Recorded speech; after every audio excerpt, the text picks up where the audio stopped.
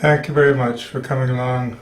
This evening we want to look at a particular problem that was raised at the UN very recently, and in a series of panels the UN discussed this whole question of how can we reach climate agreement globally when nation states are not doing the best that we might hope for. So there was a whole question raised in terms of global engagement.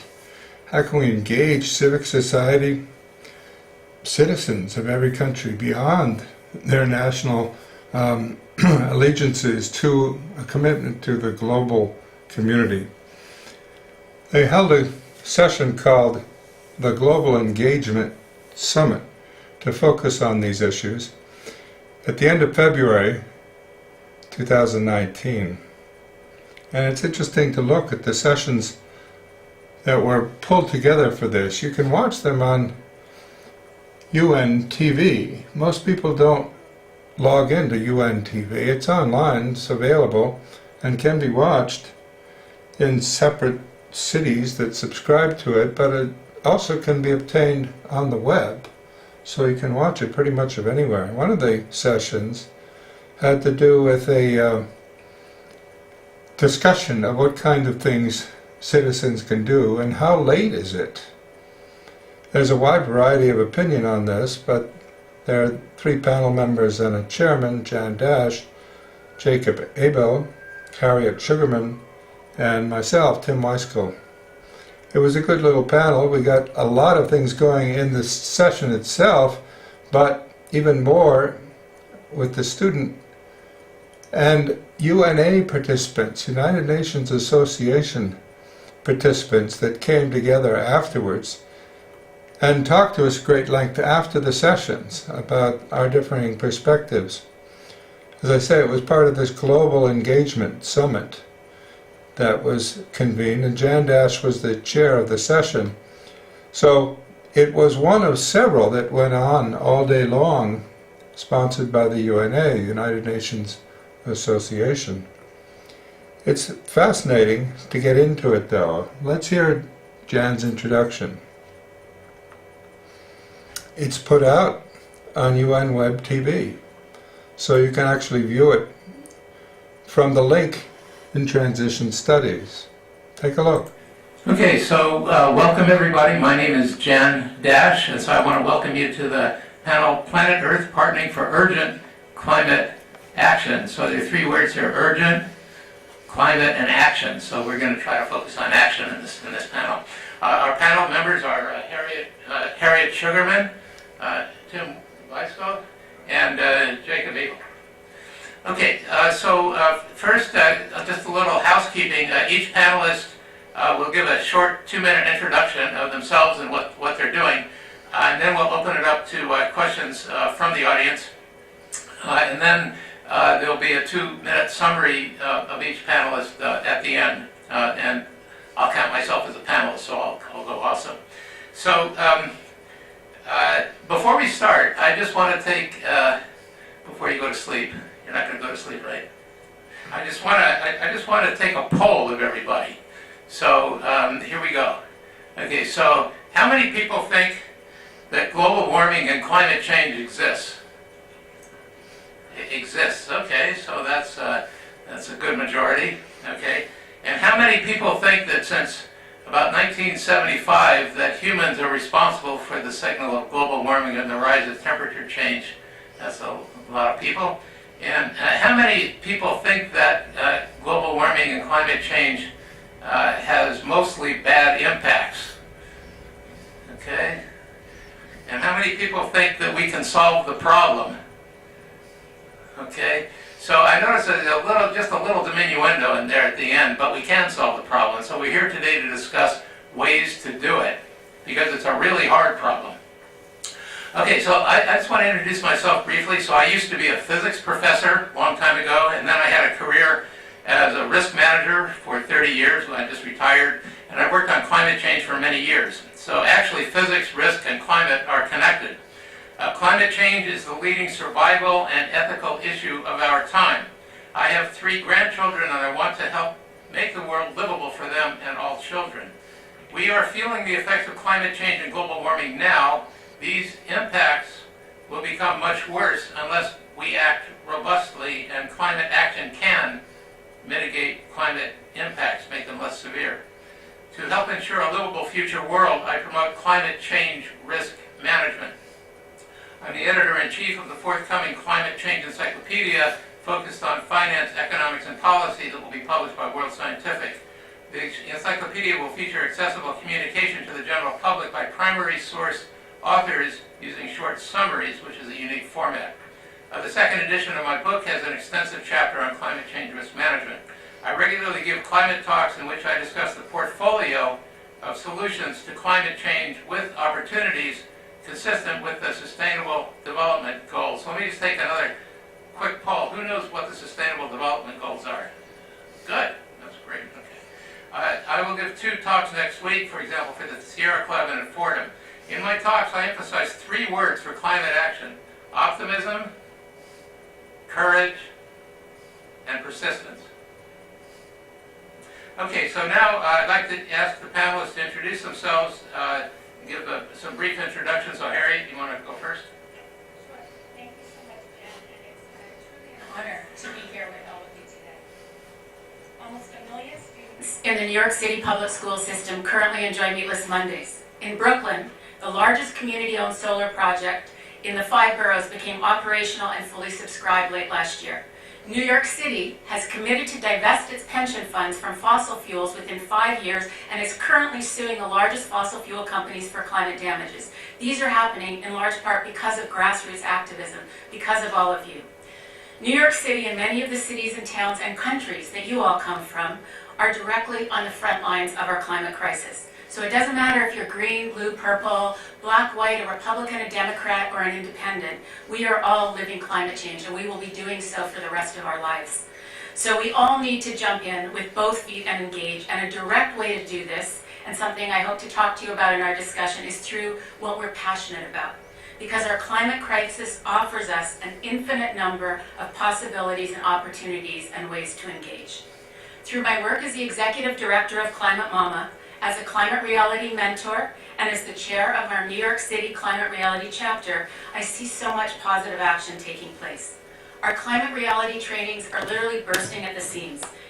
In Los Angeles this past August, we had over 2,000 people who took 3 days out of their lives to learn how to talk about the realities of climate change and how to take action. Our upcoming training next month in Atlanta is equally subscribed, and we are going to focus on diversity, equity, and inclusion. At Climate Mama, we are working with parent groups around the country and around the world to put pressure on policymakers, be they in government or industry, to not only talk the talk, but to walk the walk and do so with the urgency that our crisis demands. I see our climate movement growing, and it's broad and inclusive. We are entering an era of transformation and transition on the intersectionality of the Sustainable Development Goals, the Paris Agreement, and the obvious pressures we're putting on our planetary boundaries. 25 years ago, which seems like yesterday, I worked in this building on the preparatory committee for the Rio Earth Summit. Sadly, global indicators have only gotten worse since then, as the peer-reviewed studies identifying the causes of our crisis have only gotten clearer. We didn't act with the urgency required then, so now we need to double down, triple down, and quadruple down. As the mother of 2 college-age students and as a professor of world sustainability, I refuse to believe or accept that their future or yours is predetermined. And I know that many of you here today already are or soon will be leading us forward on climate solutions through invention, through policy, through action, or through sheer force of will. There's a saying that goes something like this: if you ever think you're too small to make a difference, try sleeping in a room with a mosquito. So for those of us that can go big, we must. And for the rest of us, we need to keep buzzing. So I look forward to our conversations. Thank you, Jen. Thank you, Harriet. Jim, you want to go next? Okay. Yeah, I'll press the button. I'll press the button. Press? No, there we go. Okay, thanks. For something completely different, you may appreciate and may not appreciate the alternate view here, namely that I'm not so optimistic. I've been teaching 40 years in places like Yale and Harvard, and I was before that doing research for 10 years, so basically I'm retired from what was a full-time academic life, and I fear that you're being sold a bundle of optimism and positive thinking that is no longer credible. It took a 15-year-old girl in Sweden to make this clear to the world community. A few weeks ago, you may have followed it. It's now become a world movement. Because Greta said, I don't for a second believe that you're going to act on what I'm telling you. But I'm not pleading for you to act. I'm telling you that the change is coming, whether you like it or not, or know it or not. Now, I found that encouraging in one respect, not because it was optimistic, but because it was realistic. And I fear that we're going to be seeing a level of realism in a generation that's coming along that isn't going to bother to check in with old-timers like me. Because they realize that our lives were completely irrelevant for their lives. The reason for that is very simple. Just think of it demographically. Briefly put, I was born in 1946. I'm over 70 now. During my lifetime, the world's population tripled. It went from 2.5 billion to where we're now about 7.5 billion. Consider the fact that that never happened before in human history. Never in the lifetime of one person had the human population tripled. Consider then the problem that never again will it happen either. Never again will we move from 7.5 billion to over 22 billion in the lifetime of one individual.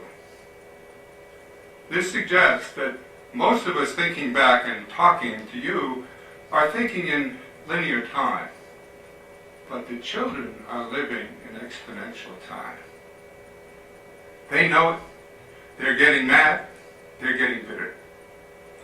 In the next few years, while we sit and grow and talk about it, there's going to be the largest transfer of wealth in the history of humankind from one generation to the next, through wills and institutions and endowments and whatever else, to the extent that that intergenerational transfer of wealth takes the form of trying to ensure that we can preserve what made us wealthy. We're dead. Because it was the fossil fuel moment in human history that made us wealthy. That's passing. Good luck.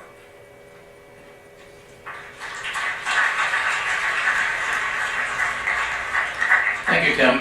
Jacob? So hi everyone, my name is Jacob Abel. I am a junior studying international relations at Seton Hall University. I'm also a spokesperson for Republican. Republican is an organization, a conservative organization, a Republican organization, that advocates for conservatives and Republicans to finally come to the table and start talking about climate change. We advocate for a carbon tax because we believe it's the most conservative solution to solving the climate issue. That would be, we implement the carbon tax to help offset a regressive tax such as a payroll tax or something along those lines. Again, we really want Republicans to come to the table. Despite what you may think, there are a lot of Republicans who care about climate change. Every poll you see now will show this. Despite what Republican leadership says, we do care about climate change. And a bit of a backstory about me. Last year at the Global Engagement Summit, I was sitting in the General Assembly Hall, and I was just sitting there the whole time thinking, there really isn't a point of view here that represents me. So I wrote an article about representing my point of view based off a conservative Republican point of view addressing climate change. And that was actually picked up by UNA USA, and they allowed me to come in and speak to you today. So I really look forward to talking about solutions on climate change. I look forward to talking to all of you. Thank you.